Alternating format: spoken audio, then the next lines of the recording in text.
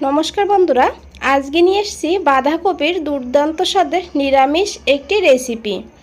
এইভাবে নিরামিষ দিনে বানিয়ে দেখুন, ভাত রুটির সঙ্গে দুর্দান্ত লাগে খেতে। আবার বাড়ির পুজোর ভোগের খিচুড়ি বা লুচির সঙ্গেও এটা দারুণ হয় খেতে। তো চলুন ঝটপট করে দেখে নিয়ে যাক কী করে বানিয়েছি। তো প্রথমেই এখানে আমি একটা বাঁধাকপি নিয়েছি, ওয়েটে আছে 500 গ্রাম। বাঁধাকপিটাকে এইভাবে ছোট ছোট করে কেটে নিতে হবে, একদম ঝিরিঝিরি করে কেটে নিলে ভালো হবে। তো আমি যতটা পেরেছি এই যে ঝিরিঝিরি করে কেটে নিয়েছি। এখন বাঁধাকপিটাকে খুব ভালো করে ধুয়ে নেব। তো দেখুন বন্ধুরা, খুব ভালো করে বাঁধাকপিটাকে ধুয়ে আমি একটা ছাঁকনির উপরে রেখে দিয়েছি যাতে জলটা ঝরে যায়। এদিকে একটা কড়াইতে নিয়েছি 4 চামচ সর্ষের তেল। রান্নাটা সর্ষের তেলেই করবেন, তাহলে কিন্তু স্বাদটা বেশি ভালো হবে। তেলটাকে ভালো করে গরম করে নিতে হবে। তারপরে দিয়ে দিতে হবে 1/2 চামচ পাঁচফোড়ন। তারপরে দিয়েছি এখানে একটা শুকনো লঙ্কা, আর দিয়েছি এখানে একটা তেজপাতা। তেজপাতাটাকে ছোট ছোট টুকরো করে দিয়েছি। ফোড়নটাকে একটু ভেজে নিতে হবে। এইভাবে ফোড়নটাকে তেলের উপরে দিয়ে ভাজলে সুন্দর একটা গন্ধ বের হবে। তো দেখুন, তারপরে দিয়ে দিতে হবে আলু। এখানে আমি একটা আলু কেটে নিয়েছি মিডিয়াম সাইজের, এইভাবে একটু বড় বড় করে। বাঁধাকপির ভেতরে আলুগুলো একটু বড় করে কেটে দিলে দেখতেও ভালো হবে আর খেতেও কিন্তু দারুণ হয় এইভাবে আলুটাকে আগে ভেজে নিলে। তো আলুটাকে দিয়ে এখন গ্যাসের ফ্লেমটা লোতে করে দিতে হবে। তারপরে আলুটাকে লাল করে ভেজে নিতে হবে।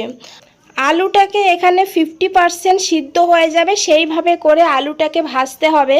তো আমি 2-3 মিনিটের জন্য ঢাকা দিয়ে দিয়েছিলাম। মাঝে মধ্যে এইভাবে ঢাকা দিতে হবে আর একটু নাড়াচাড়া করে উল্টে পাল্টে দিতে হবে যাতে সব সাইডটাই ভালোভাবে ভাজা হয়।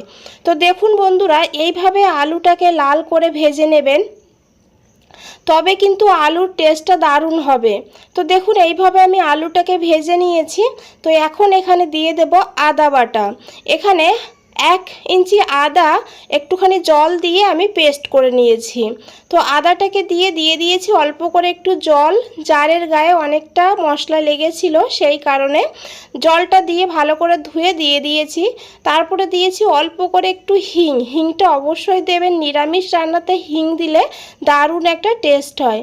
হিংটা দিয়ে খুব ভালো করে এইভাবে আলুটাকে আর আদাটাকে কষিয়ে নিতে হবে যাতে আদার কাঁচা গন্ধটা চলে যায়। তো দেখুন, এখানে দেখে বোঝাই যাচ্ছে আদাটা ভালোভাবে ভাজা হয়ে গিয়েছে। তো এখন এখানে আমি নিয়েছি 1 মুঠ ছোলা, ভিজানো ছোলা নিয়েছি।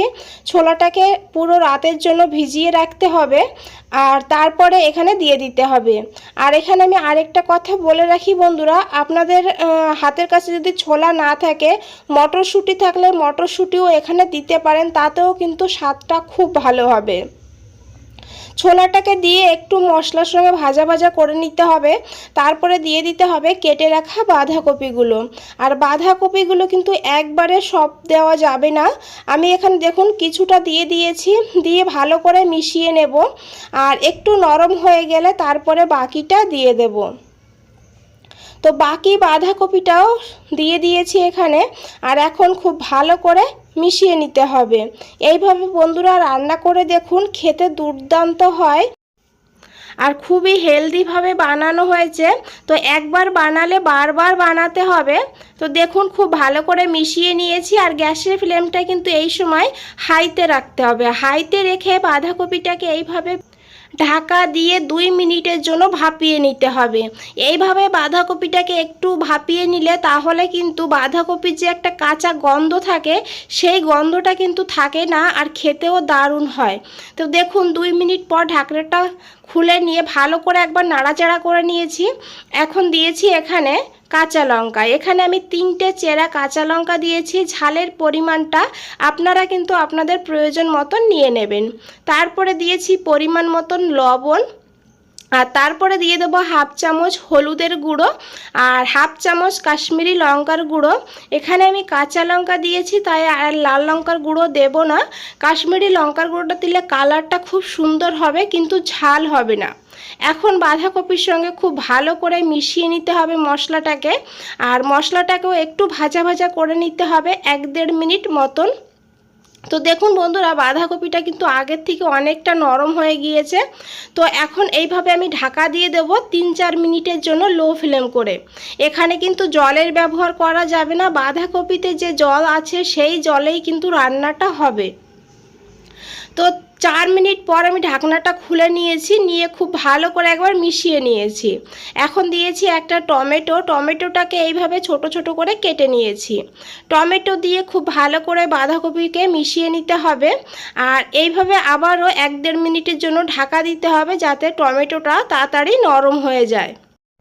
এইদিকে একটা ভাজা মশলা বানিয়ে নেব। একটা কড়াই গরম করে নিয়েছি, 1 চামচ গোটা জিরা, 1/2 চামচ গোটা ধনে, গোটা গরম মশলা নিয়েছি, আর নিয়েছি একটা তেজপাতা।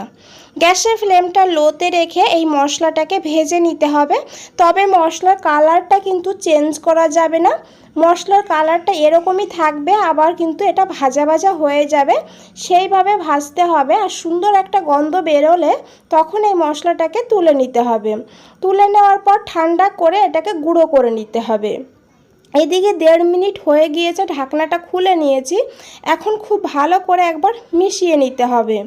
তো দেখুন বন্ধুরা, দেখতে কতটা লোভনীয় লাগছে, এটা কিন্তু খেতে অসাধারণ হয়। তো বানিয়ে দেখুন এইভাবে একবার ছোলা দিয়ে বাঁধাকপিকে। তো দেখুন এখানে আমি দিয়ে দিয়েছি 1/2 চামচ চিনি। নিরামিষ রান্নাতে একটু চিনি দিলে খেতে কিন্তু দারুণ হয়। তারপরে দিয়েছি 1 চামচ ঘি, আর দিয়ে দেবো এখানে ভেজে রাখা মশলাটা যতটা বানিয়েছিলাম পুরোটাই দিয়ে দিয়েছি। এখন খুব ভালো করে একবার মিশিয়ে নিতে হবে।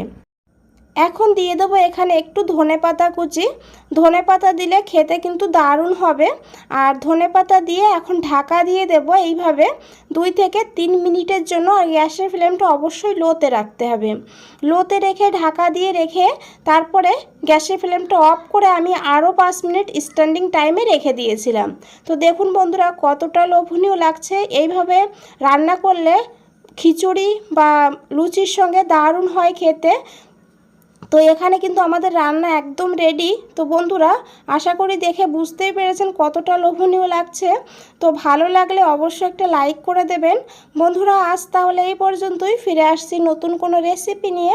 ভালো থাকবেন, সুস্থ থাকবেন। আপনাদের সবাইকে অনেক অনেক ধন্যবাদ।